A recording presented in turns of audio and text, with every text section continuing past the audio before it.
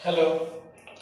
चलिए, आज हम लोग लेसन 10th का पार्ट 2 देखेंगे। लेसन 10th का क्या देखना है? पार्ट 2। पार्ट 1 में हम लोग देख चुके थे, 2-3 क्वेश्चन था उसको हम लोग कर चुके थे। आज हम लोग क्या करेंगे?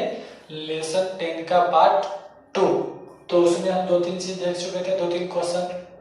आज हम लोग देखेंगे अगला क्वेश्चन कि दही के निर्माण विधि को लिखें, यानी कि दही का निर्माण कैसे होता है, कौन बैक्टीरिया करता है, इसके बारे में हम लोग को पढ़ना है। तो आज का सबसे पहला क्वेश्चन हो जाएगा दही के निर्माण विधि को लिखें। सबसे पहला बात कि आप लोग इस चैनल को अगर देखते हैं तो इसको सब्सक्राइब जरूर कर दीजिएगा।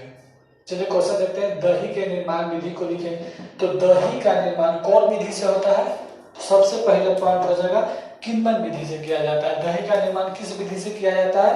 तो दही का निर्माण किण्वन विधि से किया जाता है। इस विधि में लैक्टिक एसिड उत्पन्न करने वाले बैक्टीरिया का उपयोग किया जाता है। मुझे बताओ दही के निर्माण में क्या उत्पन्न करने वाले बैक्टीरिया का उपयोग किया जाता है? तो लैक्टिक एसिड उत्पन्न करने वाले बैक्टीरिया का उपयोग किया जाता है। अगर मान लो कोई ऐसा बैक्टीरिया जो लैक्टिक एसिड देता है तो उसका उपयोग हम लोग किस चीज में कर लेते हैं?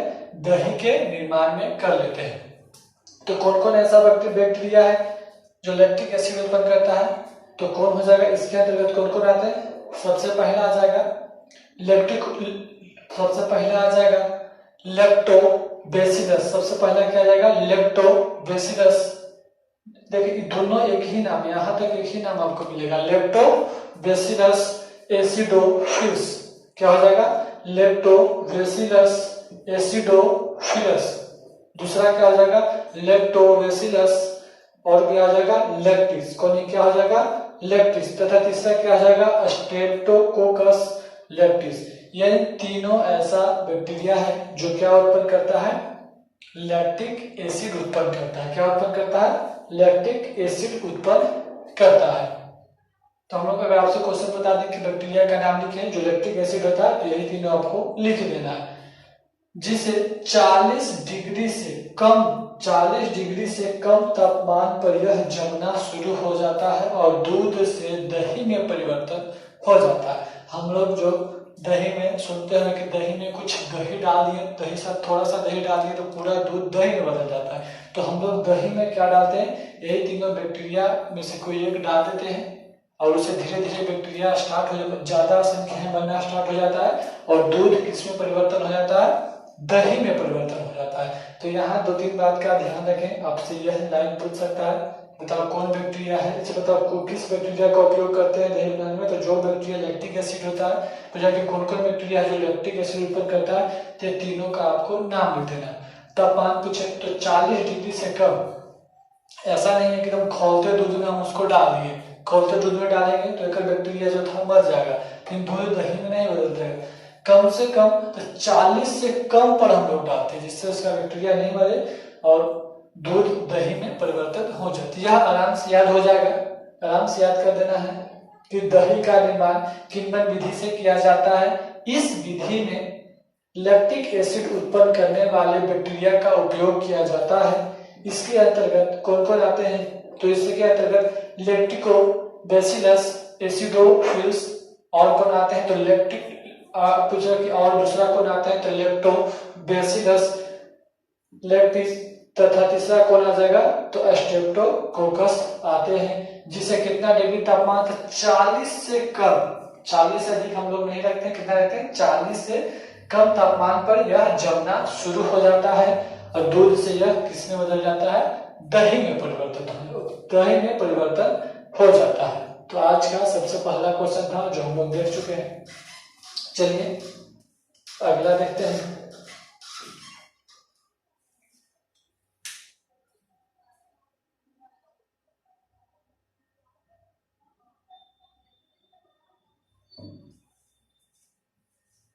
चलिए आज का दूसरा क्वेश्चन, सोयाबीन उत्पादों का वर्णन करें। दूसरा क्वेश्चन क्या है?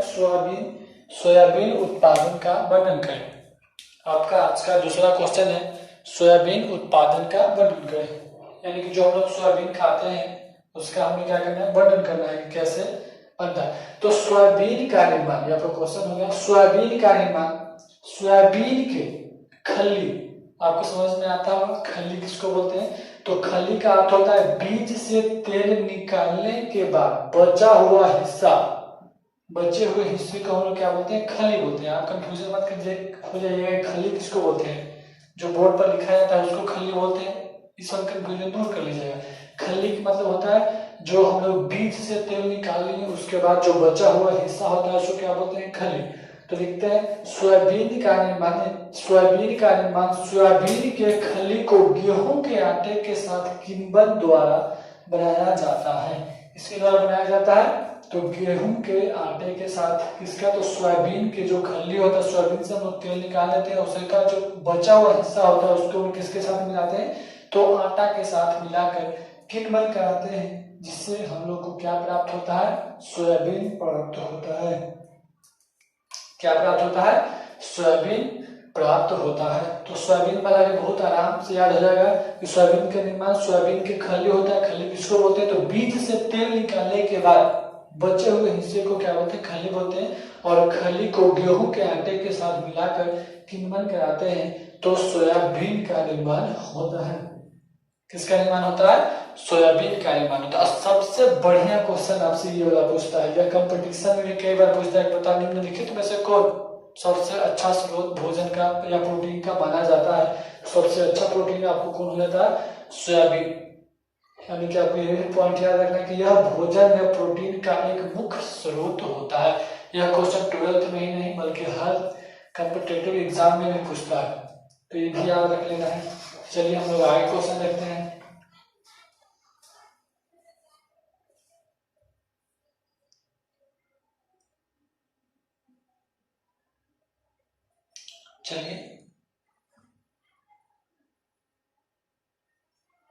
चलिए अगला क्वेश्चन है, लैब क्या है, LAB लैब क्या है। क्वेश्चन है लैब किसको बोलते हैं, लैब क्या है। तो लैक्टिक एसिड बैक्टीरिया को हम लोग क्या बोलते हैं, लैब कहा जाता है। पूछा जाए कि लैब का पूरा नाम बताएं तो क्या जाएगा, लैक्टिक एसिड बैक्टीरिया को हम लोग क्या बोलते हैं, लैब कहते हैं। अर्थात वैसे सूक्ष्म जीव जो दूध उत्पादों में जैसे दही पनीर इत्यादि में बदलता है। यानी कहने का मतलब कि वैसा बैक्टीरिया, वैसा सूक्ष्म जीव जो दूध से ही दूध उत्पाद, तो दूध तो समझते हो किसको बोलते हैं, दूध उत्पाद यानी कि दूध से बनने वाला प्रोडक्ट, क्योंकि आपको क्या बोला जाता है, दूध उत्पाद बोलते हैं। जैसे हम लोग दही किससे बनाते हैं, दूध से बनाते हैं।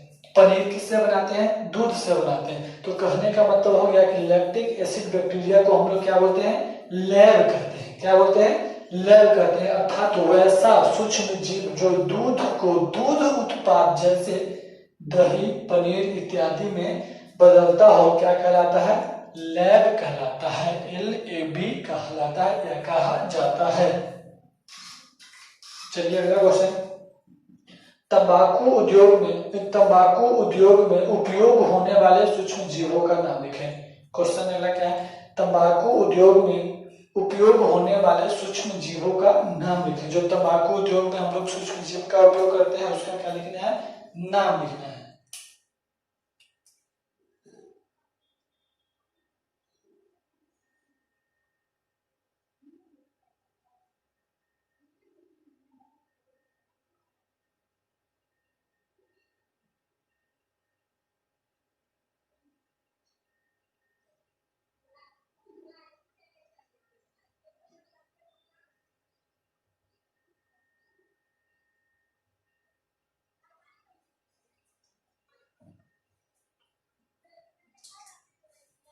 चलिए इसका आंसर देखते हैं। तंबाकू उद्योग में कौन कौन सा जीवाणु उपयोग किया जाता है, तो इसका आंसर तंबाकू उद्योग में कौन कौन सा हो जाएगा, तो हमको याद क्या रखना है, बेसिल्स। पहला क्या हो जाएगा, बेसिल्स मेगाथीरियम। क्या हो जाएगा, बेसिल्स मेगाथीरियम। दूसरा क्या हो जाएगा, माइकोकोकस। इसमें याद रखना है माइकोकोकस। दूसरा क्या हो जाएगा, माइकोकोकस का उपयोग किया जाता है। तंबाकू उद्योग में कौन कौन सा बैक्टीरिया का उपयोग करते हैं, तो कौन हो जाएगा, सबसे पहला आपको कौन सा हो जाएगा, सबसे पहला आपका हो जाएगा बेसिलस। कौन हो जाएगा, तो बेसिलस मेगाथीरियम। दूसरा क्या हो जाएगा, माइकोकोकस का उपयोग किया जाता है। का उपयोग किया जाता है। बेसिलस मेगाथीरियम तथा माइकोकोकस का उपयोग पत्ती को सुखाने के समय पकने के लिए उपयोग किया जाता है, जिससे पत्ती ग्रीन से क्या हो जाता है, भूरे रंग का हो जाता है तथा पत्ती में स्वाद एवं सुगंध में वृद्धि होता है। सबसे पहले आपसे यही क्वेश्चन यहाँ पूछा गया था कि बताओ कौन कौन सा उपयोग किया जाता है, तो कौन सा हो जाएगा, सबसे पहला कौन हो जाएगा, बेसिलस मेगाथीरियम, दूसरा कौन हो जाएगा, माइकोकोकस का उपयोग किया जाता है। ये दोनों जो है, दोनों मतलब पहला कौन हो जाएगा आपका बेसिलस मेगाथीरियम, दूसरा कौन हो जाएगा माइकोकोकस का उपयोग पत्ती को सुखाने पकाने के लिए किया जाता है। पत्ती जब सूखता है तो उसको पकाने के लिए हम लोग दोनों का क्या करते हैं, उपयोग करते हैं, जिससे पत्ती ग्रीन से क्या हो जाता है, भूरा रंग में हो जाता है तथा पत्ती के स्वाद एवं सुगंध में क्या होता है, वृद्धि हो जाता है। चलिए अगला क्वेश्चन हम लोग देखते हैं, क्यूरिंग क्या है। अगला आपका क्वेश्चन क्या हो जाएगा, क्यूरिंग क्या है।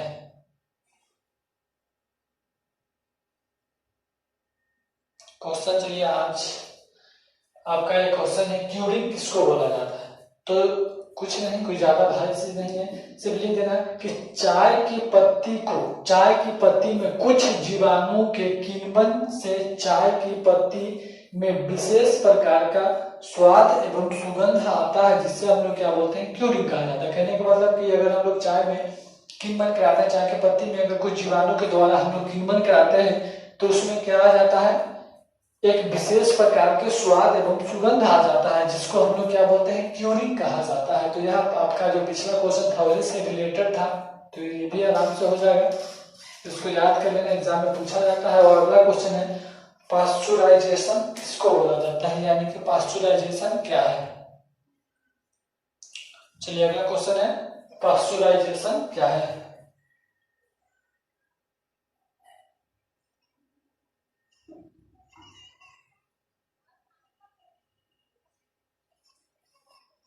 क्वेश्चन है आपका, पास्चुराइजेशन क्या है।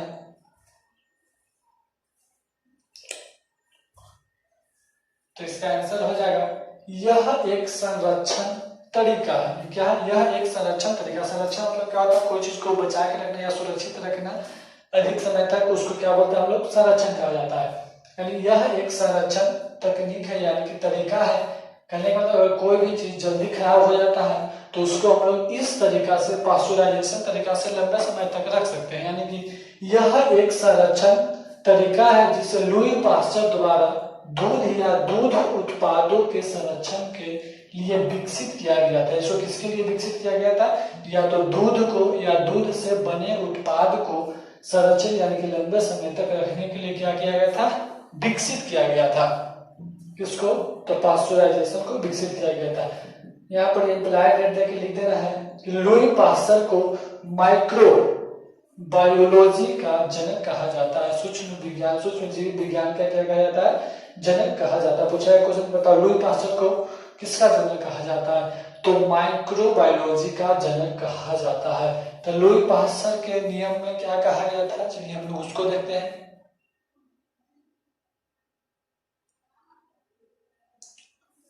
तो इसमें कोई ज्यादा भारी चीज नहीं था, आप लोग आराम से समझ सकते हैं।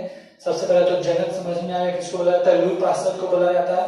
और इसमें इस प्रक्रिया में क्या किया जाता है, तो दूध, इसमें दूध या दूध उत्पादों को करीब कितना डिग्री पर, तो 62.8 कितना पर, 62.8 डिग्री सेल्सियस पर कितना देरी के लिए, तो 15 मिनट तक गर्म किया जाता है। यानी कि इतना हीट पर उसको क्या किया जाता है, गर्म किया जाता है।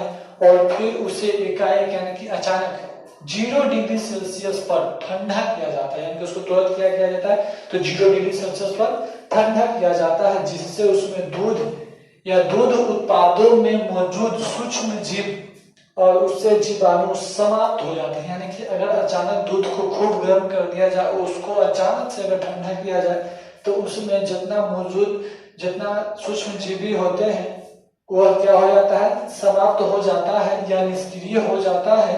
और दूध या दूध उत्पादन लंबे समय तक संरक्षित रहते हैं, यानी कि लंबे समय तक सुरक्षित रहते हैं। जैसे हम लोग अमूल खाते हैं या सुधा का दूध खाते हैं, यही सब प्रक्रिया से उसको गुजारा जाता है। करने का मतलब कि सबसे पहले इसमें ज्यादा कुछ नहीं समझना है, तो इसमें सीधे लिख देना है कि दूध या दूध उत्पादों को करीब, यानी कि दूध है या उससे बना जो उत्पाद है हम लोग कितना उसको 62.8 डिग्री सेल्सियस पर कितना देरी के लिए गर्म करते हैं, तो 15 मिनट तक गर्म किया जाता है और फिर उसे एकाएक 0 डिग्री सेल्सियस पर ठंडा किया जाता है, जिससे उसे दूध या दूध उत्पादों में मौजूद सूक्ष्म जीव या उससे जीवाणु समाप्त हो जाते हैं या निष्क्रिय हो जाते हैं, या उसमें सीधे समाप्त हो जाएंगे, मर जाएंगे, या रहेंगे भी तो निष्क्रिय हो जाते हैं। और दूध या दूध उत्पादन लंबे समय तक संरक्षित रहता है। तो इसमें एक प्रॉब्लम भी है कि कुछ विटामिन ऐसा है जो कम जाता है। अगर ये प्रक्रिया अपनाया जाए तो दूध या दूध उत्पादों में कुछ चीज क्या हो जाता है, कुछ पोषक तत्व कम जाते हैं, तो इसके फलस्वरूप दूध में विटामिन सी 50% तक कम जाता है, यानी कि उसमें जो विटामिन सी रहता है 50% तक कम सकता है, विटामिन B12 25% तक कम जाता है। तो इसमें याद रखना है कि इसमें नुकसान भी है, यानी कि लगभग बाकी सब जो है विटामिन सब रहता है, बट विटामिन ए वगैरह रहता है, यानी कि सिर्फ विटामिन सी या विटामिन बी एक 50% है, दूसरा 25% तक कम हो जाता है। इस प्रक्रिया का थोड़ा बहुत नुकसान भी है, तो हम लोग इसको भी आराम से देखेंगे। इसमें 2-3 पॉइंट खाली याद रखना है। ये याद रखना है 15 मिनट तक याद रखना है, 0 डिग्री तक ठंडा कर देते हैं और अचानक जैसे दूध उत्पादन में सूक्ष्म जीव क्या हो जाता है, समाप्त हो जाता है या निष्क्रिय हो जाता है और दूध लंबे समय तक चलता है। तो इसको भी याद करना कोई हार्ड काम है नहीं। तो चलिए हम लोग अगला क्वेश्चन देखते हैं।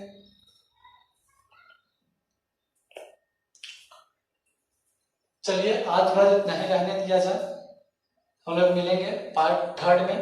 तो वीडियो को लाइक और सब्सक्राइब कर दें और क्लास अटेंड करते हैं तो इसका होमवर्क जरूर करें।